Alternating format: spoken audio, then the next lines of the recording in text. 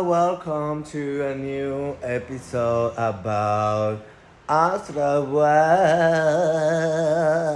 Yes, I'm totally driving crazy. We're still in the black hole.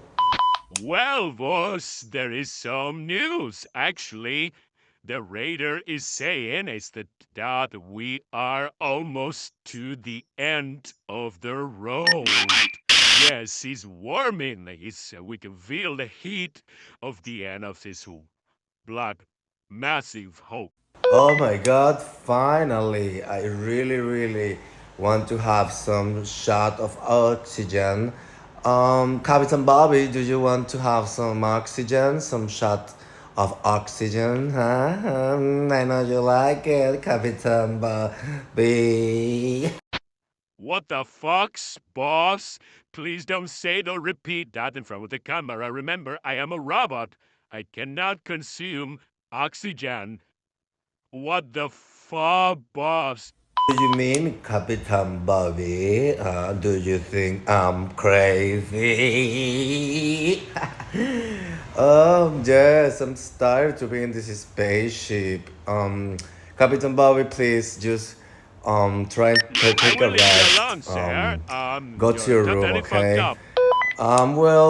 Talking about a few things, I was searching and looking about very interesting facts about humans. So this podcast is about the 11th, some of them. So let's find out together 11 interesting things about human. Let's see. Ever catch yourself giving stellar advice to your friends, but when it's your turn, you're a hot mess? Yeah. Or like those early 20s memories. They just hit different, right? They do. Today, we're diving deep into Oh, yes. all the quirks and sometimes illogical wonders of being human. I like it. We're breaking down 11 mind-blowing psychology facts. Okay. Straight from a Brainy Dose video, by the way. Cool. Get ready, because by the end of this, you'll see yourself and everyone you know in a whole new light. For real. I am so down. I love these little psychology insights. Yeah. It's like they crack the code on why we do the things we do. Totally. Okay, first up, we got to talk about this thing called the reminiscence bump. Okay. Ever find yourself randomly reminiscing about your late teens, early 20s, even if those years weren't objectively the best times? Yeah. It's a thing, right? Totally. It's not just you. Our brains are actually hardwired to put those years on a pedestal. No way. It's true. Think about it. First loves, graduating, Graduations. starting your career, maybe even getting married. Huge milestones. Huge. Often super emotionally charged. The best and worst all at once. Right. And they become like these cornerstones of our identity, you know? Whoa, so it's not just nostalgia. These memories are literally shaping who we become. Exactly. They become part of your own personal narrative. Okay, that's actually kind of deep. It makes me want to, relive those years even more intensely now, you know? Soak it all in. Absolutely shows how important those experiences are. Totally. Okay. Okay, for this next one, let's be real for a sec, okay? Have you ever noticed how you're the advice guru for your friends? You're dishing out wisdom left and right, Yeah. but when it comes to your own life, you're totally clueless. Oh, yeah. Embarrassingly clueless. Oh, tell me about it. Yeah. It happens to the best of us. I know, right? It's why am I so bad at taking my own advice? Well, you've just stumbled upon Solomon's paradox. Wait, there's a name for this. There is. And it basically says that we get so tangled up in our own emotions, Oh, 100%. we can't think straight. Yes. Our brain's logic circuits just get fried by feelings. It's like our brain goes on vacation when we need it most. Right. But with our friends, we're like, dude, just dump them already. You deserve better. Exactly. But then when it's our turn, it's all, but what if they still love me? And what if I regret it? It's classic. So how do we actually tap into that wise friend energy for ourselves? Right. That's the million-dollar question. One thing to try is to consciously take a step back. Detach from all the feels just for a bit. Okay. Try journaling about it or even talking to yourself out loud like you're explaining it to a friend. Interesting. Sometimes just saying the words can work wonders. Tricking your brain into being more logical? I like it. Okay, this next one's a bit humbling, but I Yes. guarantee we've all been there. Picture this. You're at a family dinner, Yeah. and that relative you know exactly who I'm talking about starts going on and on about something they clearly know nothing about. Oh yeah, the classic Dunning-Kruger effect in the wild. Nowhere is it more potent than a family gathering. Oh my gosh, yes. And they're so sure of themselves. The confidence is astounding. I know. Meanwhile, everyone else at the table is just making eye contact like, here we go again. It's the best, right? Right. And that, my friend, is the essence of Dunning-Kruger. Yeah. Incompetence is like a cloaking device. Oh, what? Makes it hard to see our own incompetence. Oh, wow. Deep. The less we know, the less equipped we are to even realize we're in over our heads. Okay, that is both hilarious and terrifying at the same time. Right. You know, I remember this one time, I used to think I was like a trivia god. Yep. Like I could go on one of those game shows and just crush it. Right. And then I actually started like really studying a topic, you know, like deep diving. Yeah. And I realized I knew way less than I thought. Oh, yeah. Talk about humbling, right? It's a good reminder to stay humble. It is. There's always more to learn, you know? Always. And yeah. admitting that just keeps you curious and open to new stuff. So true. Okay, enough about our big human brains. Let's talk about our furry friends for a sec. Okay. You know how people say things like, oh, he's got a Doberman, he must be tough, or whatever. Right. Turns out there might actually be some science behind those stereotypes. Yeah, there's this really interesting connection they found between someone's personality and what breed of dog they prefer. So like someone who's super extroverted, loves being around people, Uh-huh. might be drawn to a playful Labrador, Makes sense. while someone more introverted might prefer a quieter breed. Okay, so there's a chance we're all unconsciously picking dogs that are like reflections of our inner selves. It's a trip, right? That's wild. Like, am I a Chihuahua or a Great Dane deep down? Who knows? But it's not always that simple, of course. Right. Lifestyle matters too. It's true. Like if you live in a tiny apartment, you're probably not going to get a Great Dane. Yeah, no matter how much you want to be one on the inside. Exactly. Don't judge my teacup poodle. Okay. No judgment here. Speaking of not fitting into neat little boxes, Okay. this next one's for all the daydreamers out there. Yes. If you've ever gotten in trouble for staring out the window instead of working, Oh, all the time. you might be onto something. Okay. Please tell me daydreaming is good for me. It actually can be.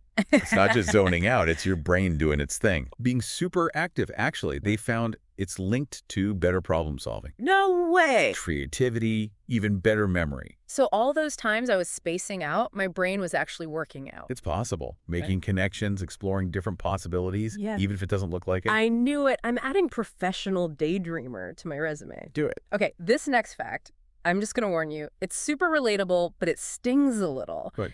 It ever feel like a rejection, romantic, professional, whatever? Yeah. Like it just hits you in the gut, Ah, like a punch to the stomach. turns out that's not just a saying. Wait, really? Yeah, our brains actually process emotional and physical pain in a really similar way. What? Same neural pathways light up, Wow. which explains why a bad breakup can feel like your insides are actually breaking. It's so true. Okay, so it's not just me being dramatic. Not at all. It's just how we're wired. Wow, that actually makes me feel a little better. Right. It's like, give yourself permission to feel those feelings, process them, Exactly. and move on. There you Okay, get ready to have your mind blown, because this next fact is wild. go. Okay. Apparently, speaking a different language can actually change the choices we make. Isn't that interesting? It's insane. I had no idea. Research suggests that when we use a foreign language, we might make more rational decisions. Hold on, what? How does that even work? So it seems like when we speak in a language that's not our native tongue, it makes our brains hit the brakes a bit. Okay. We have to think more deliberately, Interesting. less emotionally. Like our gut reactions don't take over as easily. So if you're about to make a big decision, you should, like, switch languages in your brain. Right. It's like getting a fresh perspective on things. That's so cool. It can be super helpful. I love that. Okay, speaking of perspectives, let's talk about how we judge other people's behavior Oh, boy. versus how we judge our own. Always a fun one. Right. Okay, Think back to the last time someone cut you off in traffic. Okay, I can already feel my blood pressure rising. Right. Like people on the road these days. The worst. In that moment, right, when you're like fuming, Mm. it's so easy to assume the absolute worst about that other driver. Oh, 100%. What a jerk. You know, Yeah. the classics. Right. They did that on purpose. Definitely intentional. They're a terrible person A menace to society. because they changed lanes without using their blinker. The audacity. It's like, come on. But what about when we're the ones who accidentally cut someone off? Oh, that's different. Right. There's a good reason for that, though. Okay. That, my friend, is the fundamental attribution error in action. The what now? It's a mouthful, I know. But basically, it means we judge other people based on, like, their actions. Mm-hmm. But we judge ourselves based on our intentions. Oof. That's ouch. Right. It's a natural human bias, though. Okay, so how do we stop being, like, judgmental jerks on the road Right. in life? I think awareness is a big one. Okay. Now that we know about this bias, we can at least try to catch ourselves when we're doing it. Right, like, be more mindful. Exactly. Like maybe that person who cuts you off, maybe they're having a terrible day, Oh, that's a good point. or they're rushing to the hospital. Maybe they're about to miss their flight. Exactly. Who knows? Right. Give people the benefit of the doubt. There you go. I can do that. Yeah, like, sometimes a little compassion goes a long way. Totally. Okay, on to the next mind-bending fact. We've all rolled our eyes at cheesy commercials, right? Oh, yeah. Like, those jingles get stuck in your head even though you swear you hate them. For sure. But it makes you wonder, Right. how much do they really affect us? You Oh, know? I know. Like we see those ads, but are we really buying it literally and figuratively? Okay, so are you saying my favorite Instagram influencer doesn't actually love that protein powder? Well, it ties into this thing called the third person effect. Okay. It's this idea that we underestimate how much persuasion works on us, Mm-hmm. while at the same time totally overestimating its effect on everyone else. So we think we're too smart to fall for marketing tricks, but everyone else is just Boom sheeple. basically. Like, I see right through those ads, but everyone else is going to run out and buy it. Exactly. We might scoff at a silly jingle and But catch ourselves humming it later. Exactly. And this isn't just about jingles, right? Oh, no, it's everything. Think about it. Social media ads, influencers, product placements. Yeah. It's everywhere. Nonstop. And it's getting harder to tell what's real and what's like a carefully crafted sales pitch. It's true. Okay, so how do we fight back against the marketing machine? Well, I think a big part of it is media literacy. Okay. Being able to look at the media, you know, whatever it is, and think critically about it. Don't just consume. Question. Exactly. Especially online. We've got to be aware of how, even subtly, our opinions and behaviors might be shaped by what we see and hear. So it's not just about cutting down on screen time. It's about being more active, I guess, with how we consume content. Absolutely. Don't just let it wash over you. Engage with it critically. Love it. Okay, speaking of engaging, Huh? let's talk about something I think a lot of us do a little too much of. Endless scrolling. Why are we like this? The dopamine loop, my friend. Dopamine is often called the pleasure chemical Uh-huh. because it gets released in our brains when we do something enjoyable. Okay. And it basically tells our brain, that was fun, let's do it again. So when we check our phones and get that little rush from seeing a notification, That's dopamine, motivating you to do it again and again. like a tiny little reward system. Exactly. But here's the thing. Dopamine isn't just about seeking pleasure. It's also about seeking information. Oh, like curiosity. Exactly.